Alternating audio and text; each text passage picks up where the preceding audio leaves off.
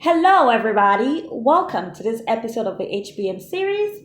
Here we talk about only all things health, healthcare, business, music, and lifestyle.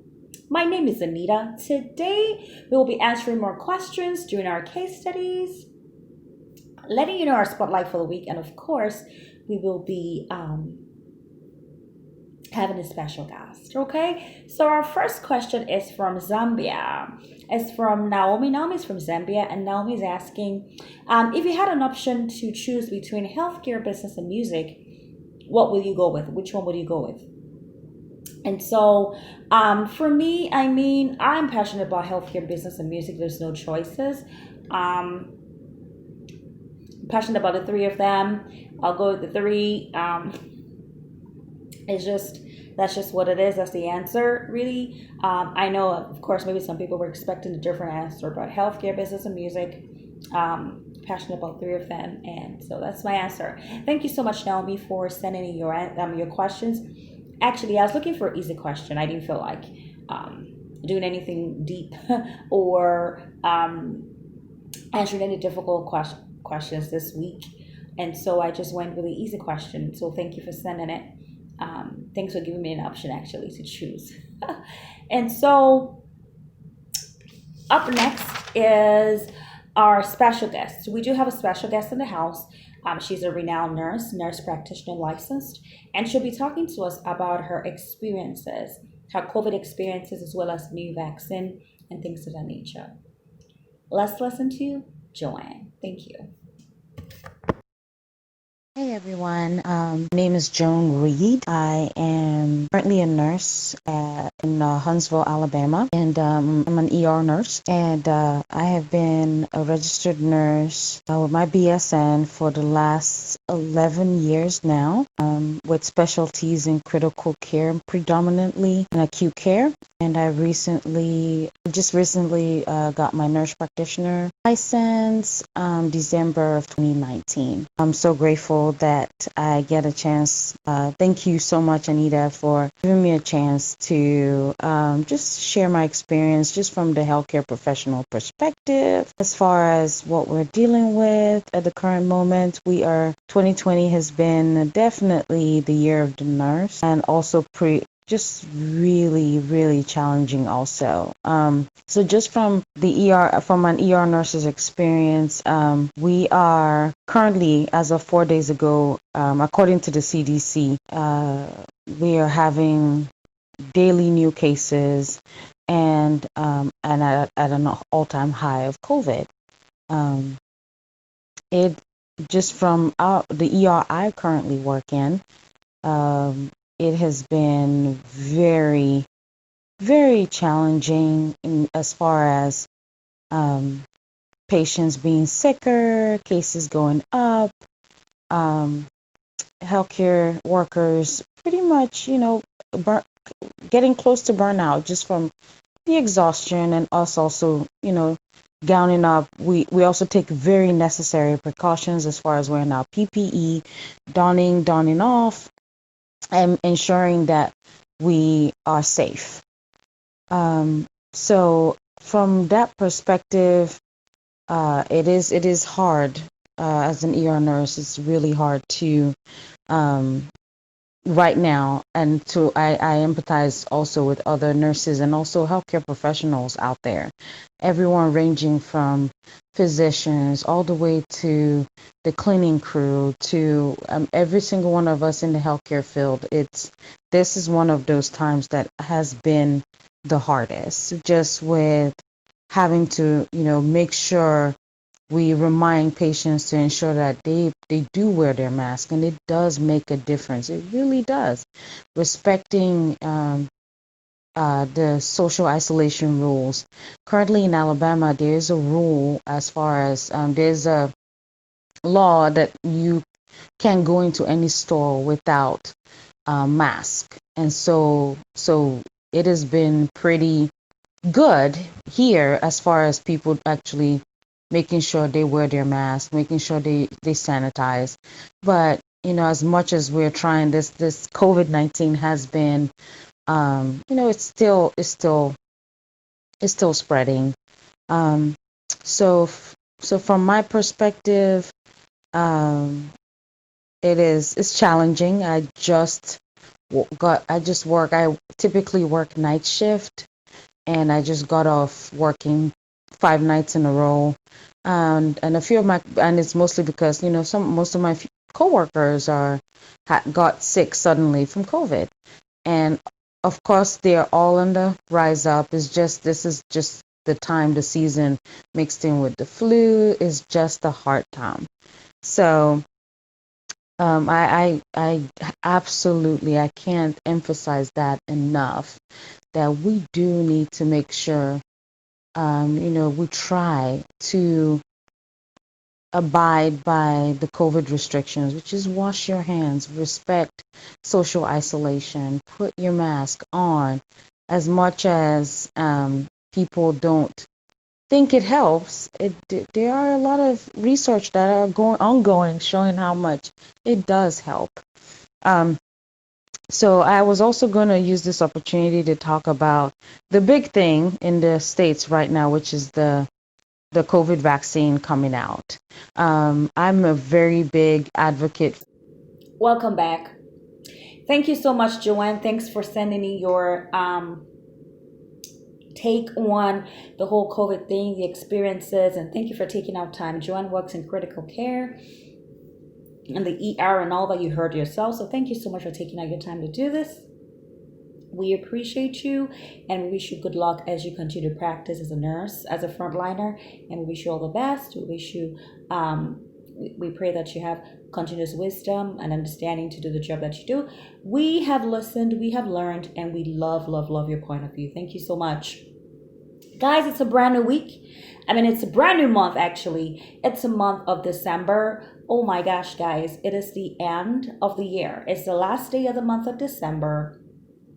And we are glad. What has 2020 been for? What kind of year has 2020 been for you? For the most part, I kind of know everybody's answer. But for me, 2020 has been a year of revealing, God revealing a lot of things to me personally and professionally. And it's also been a year of settling a lot of things in my spirit.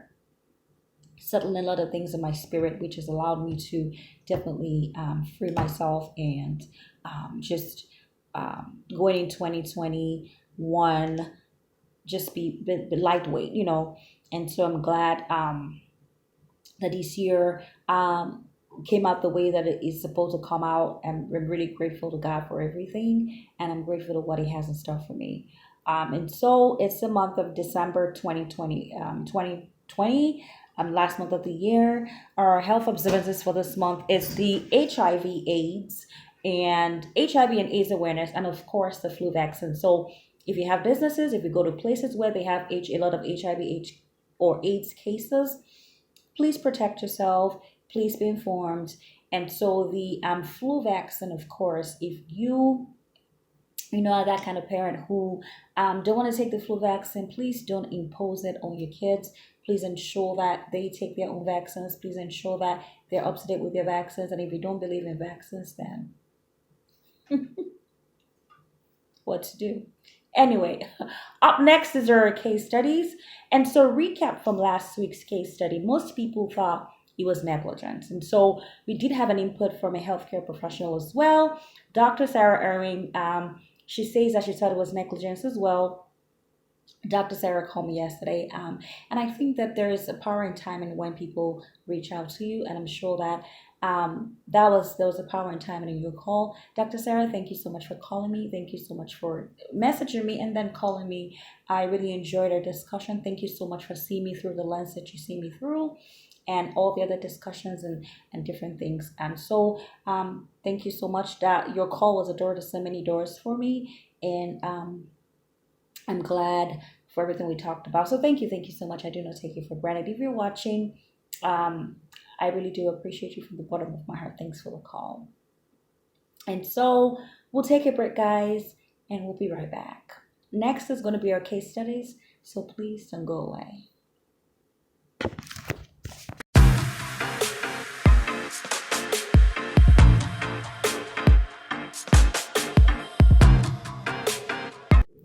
Welcome back.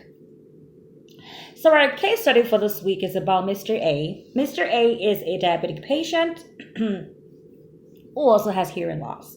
And so on discharge, Mr. A was admitted to the hospital. And of course, on discharge, he was given discharge information. He was with his CNA, which is a certified nursing assistant. So he was with his nursing assistant while he was getting this discharge instructions. Unknown to the CNA and his nurse given discharge instructions, he did not have his hearing aids, which is an assistive device that helps him to hear properly. So he didn't have it. And so unknown to them, he was just nodding and saying yes to everything that he was being told. He didn't have his assistive device. And so he goes home. Of course, the CNA is not 24 hours with him. So she definitely goes home and he goes home. And on trying to take his medication, of course, he had a vague understanding of it. He didn't get the accurate information, discharge information, so he tried to take it. He took an overdose. He took a dose that wasn't right, had a seizure, and passed on. And so, is it negligence on the nurse's part? Is it negligence or a mistake on the CNA's part? Please send your opinions and let us talk about it. In my opinion, I feel that the CNA, of course, should have ensured if he had his assistive device, because assistive devices are things that are in place of what's not there. And so it's just like having a fake finger, fake eye, a false eye, false whatnot. So they're there so that they can help you do what the original was supposed to help you do, pretty much. So I think that what's it called? CNA should have made sure that he had that. And on top of all that, I think that, of course, the nurse relied on the competence of the CNA and stuff like that. But I think she should have crossed her I and dotted her T's and acted like she was the only one with the guy, because she should have just checked, knowing he has an assistive device. She could have just asked him, oh, do you have an assistive device? Are you wearing your assistive device? Just make extra sure, sure and all that. But send us your intake on it. What do you think? That's my take on it. And of course, our spotlight for the week is a podcast that I stumbled upon. If you're like me, if you just try to do things of self-improvement, this is a podcast just like another podcast. I listened to a podcast from Louise L. Hay as well. I read her books. I listened to her podcast. I stumbled on this podcast. It was right after that, underneath that. So it was Therapy for Black Girls. And so this just talks about what women of color go through, or that other races might not go through in professional settings and in personal lives and things like that. But of course, it's therapy for Black girls, but it's a cut across. I guess everybody can learn from it, listen to it, no matter who you are, no matter what race you are. So it's a cut across. It's helpful for everybody. And so that's my take on that. That's your spotlight for the week. It's a wrap. It's a wrap today. It's a wrap for 2020. Thank you so much for watching the HBM series 2020. 2021, we're going to bring new things, a bang, very innovative things in 2021. We appreciate you guys. Thank you for sticking with us. Thank you for watching our channel, our videos. Thank you for the feedback. Thank you for sticking with us. Thank you so much. We really appreciate you guys. 2020 has been a wonderful year for me. Like I said, to just be alive and well. And we just want to send our condolences to everybody, every family who has lost their friends, loved ones, co-workers in COVID, due to whatnot. Please accept our condolences. And it's a wrap. It's a wrap. 2020 was awesome. We're bringing 2021 with a bang. Be happy. Be safe. Have faith. And always be grateful. We're going to replace that. Be grateful because, it could be worse, but we thank God. So that's a wrap. Have a wonderful, wonderful holiday, guys, with your friends and family. Happy holidays. Take care. See you in 2021. Bye, guys.